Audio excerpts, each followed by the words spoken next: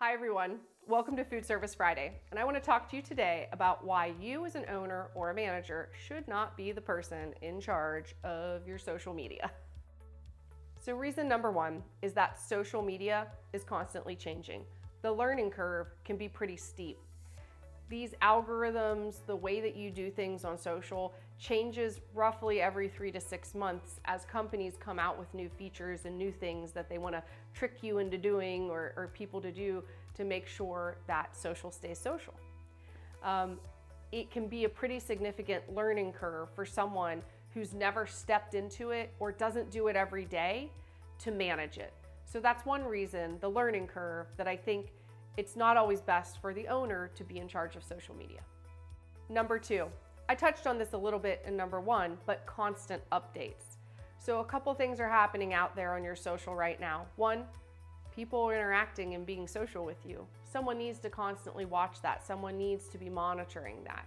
It's something that we encourage our clients to do themselves because you know your brand best. However, if you're also producing all of the content while you're constantly paying attention to it, it can be a little bit cumbersome and can become a full-time job, quite frankly.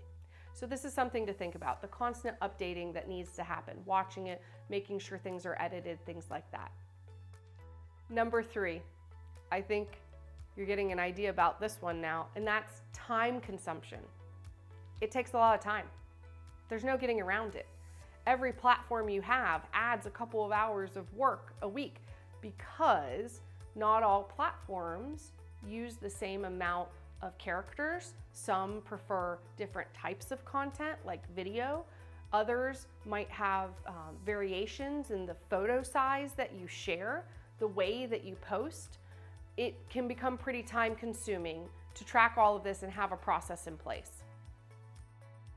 Number four is probably my favorite, but also I think rings the truest with clients that we work with, and that is editing anxiety.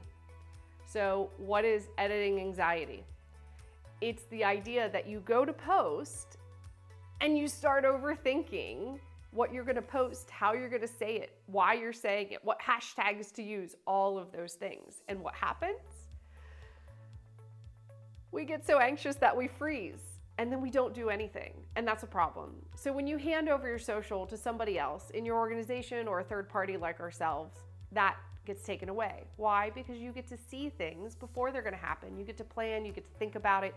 You don't have that anxiety of being right now in the moment and posting.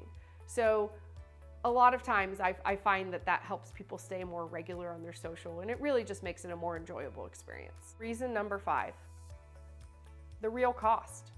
And the real cost is that if you as an owner or a manager are spending far too much time paying attention to social, you are not able to do your job, manage, sell the company, be the best that you can be at what you're actually supposed to be doing each day.